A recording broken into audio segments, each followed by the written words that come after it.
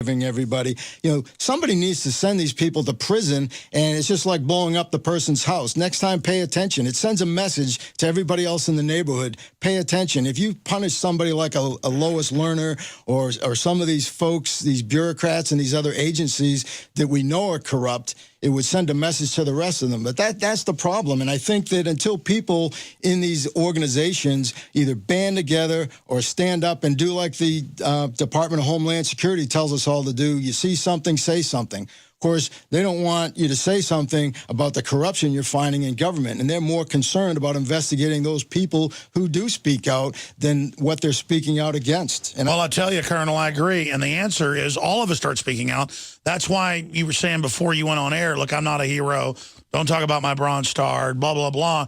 But the point is, in a world of universal deceit, telling the truth is a revolutionary act. George Orwell, you are a hero, and everybody inside the system that speaks out, and I know you've had some repercussions for speaking out, you are a hero. Because studies show that political valor, going up against peer pressure in the establishment, is more rare than physical valor.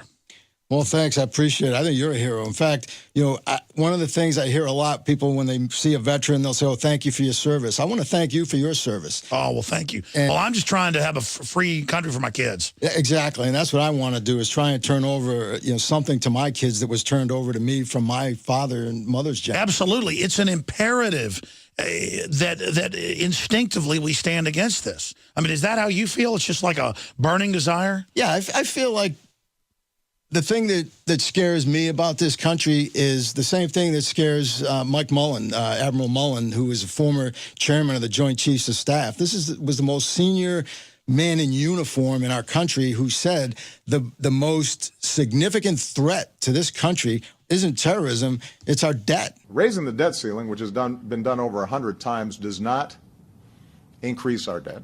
It does not somehow promote profligacy. All it does is it says, you got to pay the bills that you've already racked up, Congress.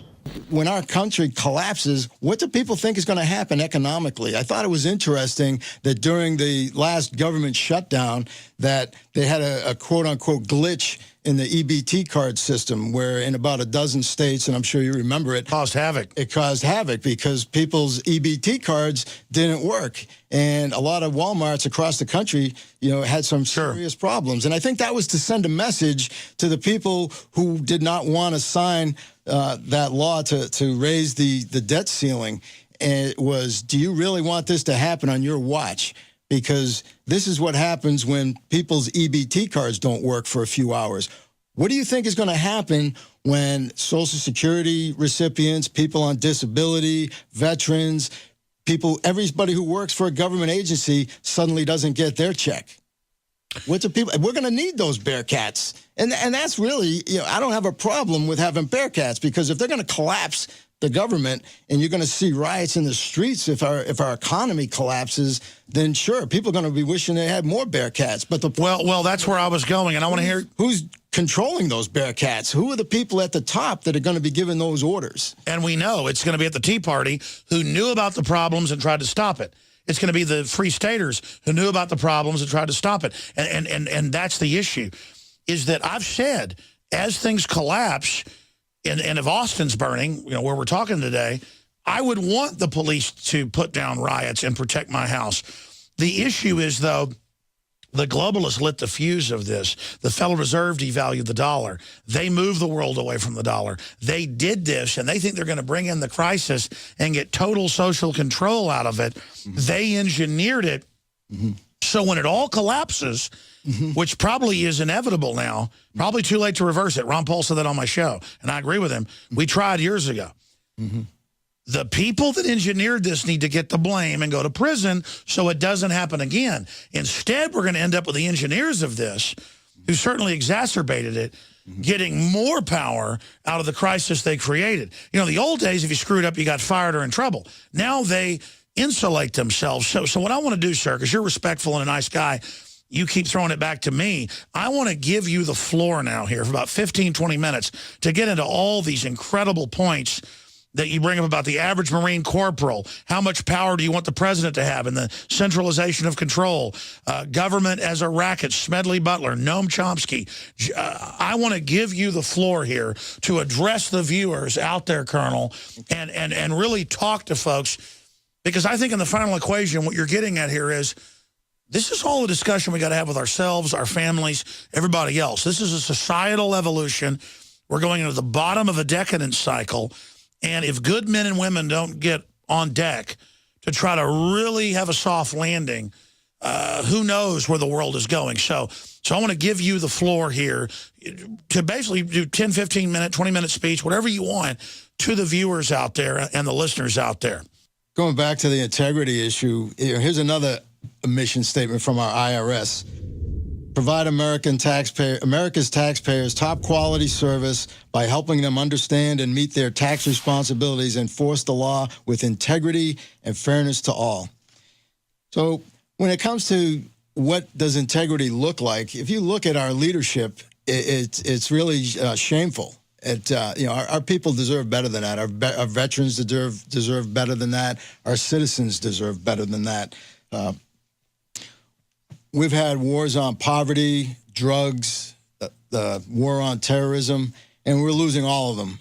But we never see a war on corruption, a war on abuse of power, and a war on ignorance. Not illiteracy, but ignorance about what really goes on in this country. And I think, Alex, you do a great job of really, you've hit it right on the head, INFOWARS. It's all about controlling information. And people just don't get the facts. They don't get the information. They don't really know what's going on out there. And so I think that a war on ignorance is about teaching people, how vulnerable they really are toward mind control, manipulation, and so on. I read years ago that there was actually a psychology professor, of all people, whose class decided to do an experiment on him. And when he moved to the left side of the classroom, they all perked up and looked interested. When he moved to the right side of the classroom, they all looked bored and nodding off. And by the end of a few classes, he was teaching the entire class leaning against the left side of the wall on the left side of the classroom. And when this is the interesting part, though, when the students told him that they had manipulated him and that they put him there, he outright refused to believe it. He said that, no, I just like it over here better. And I think that's what's going on in this country. And the real, the cure for, or the way to inoculate people against manipulation, against mind control, against influence, is to simply educate them about the process of how it's done. And the real key is to get people to be willing to listen to other sides of an issue and stop being convinced that there are only two sides. The government obviously keeps everybody fighting against each other over distraction issues like abortion, gay rights, you name it. If everybody could just take a break for one election cycle, all these one-issue voters out there, and just make the one issue corruption. And regardless of where your politicians stand on your particular issue, if you can't trust them, then why are they your poster child? Why would you want to send somebody to Washington who is lied to your face? If you were an employer and an employee lied to you, stole from you, how long would they last? If you had a neighborhood watch, would you give all the weapons to the one person in the neighborhood who lies to everybody, who you can't trust, who's actually stolen from people? And so that's one of the things that concerns me. And I think it's really that war on ignorance and really reminding people or educating people as to just how much corruption has gone on in this country. One of the solutions, I think, to fight this war on corruption, and I see all the time out there on the internet, there's a lot of people out there who talk about taking up arms against the government and, starting a new revolution. Well, I don't think we're ready for that yet. I don't think that that's the way to do it. I think that the war really needs to be about corruption. And the way I would fight a war nowadays, if I were to go try and take over a country, I wouldn't send battalions of troops over. I'd send battalions of students, journalists, business people, politicians, teachers, and so on. And I would have them go into all those organizations within that country. And it really comes down to a battle of ideas over the water cooler. Have discussions. Let the best ideas rise to the top. And really, it's about educating people. It's about doing the right thing. And I think that if people really want to fight for this country, if you work for a government agency, you need to step up and you need to look around, read your mission statement. If you're acting in conflict to that, then do something about it. If you're told not to, then go to your supervisor, go to your supervisor's supervisor, until the time comes when enough people band together to turn some of these agencies around and we start demanding that people be held accountable. One of the things that bothers me about abuse of power is it causes so much damage. When you kill or abuse one innocent person, it creates 10 new enemies. And I think that's what we do with this global war on terrorism. I think that's what we do with a lot of our police departments out there. You know, you always have that 10% in any organization that we talk about as, you know, the ones that are the problem children. But the reality is a lot of times it's more than 10%. And in our government agencies, you know, that other 90% needs to, you know, clean up their house. And unfortunately, you know, a lot of times I think that 10% is at the top, so it's going to be hard. Another thing that I think might be a small first step is, wouldn't it be nice if somebody would sponsor a bill and we passed a law to add the oath to tell the truth to the oath of office? And what that would mean is basically anytime a politician or a government bureaucrat who takes an oath of office is speaking publicly or representing their office, whether it's to the people or the media, that they're under oath and that they're subject to the laws of perjury, subject to the penalty of perjury. And why don't we have mandatory sentences? And so I think if we could just clean up our politicians and bureaucrats, it's a small step because, you know, I'm sure they'd work around you know, lying to us. Maybe they'd just shut up, which wouldn't be a bad thing either. I'd rather have them not say anything than to just lie to us. But eventually, organizations, whether it's a military organization or unit, a company, a corporation, a bureaucracy, or a country, eventually organizations take on the qualities and characteristics of their leaders. There's an old saying that an army of deer led by a lion is more to be feared than an army of lions led by a deer. And if you look at the people who are leading us, where are they taking us? When you look at some of the qualities of our leaders, we need to take a closer look of who's representing you. These are the people who represent us around the world. We had an ambassador to Belgium who was an accused pedophile. And there was an internal memo that was found or became public a while back that said that Howard Gutman would frequently try to ditch his security detail and solicit sex from prostitutes and minor children.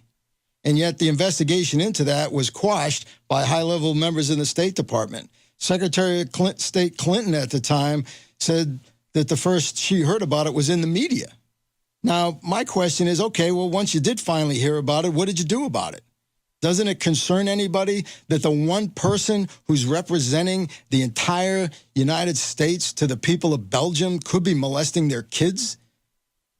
Mr. President, you're telling me that that's the best person you could find to be an ambassador for us, to represent us? Jeffrey Toobin said that Gutman was a Washington super lawyer who bought his ambassadorship through massive contributions to the Obama campaign.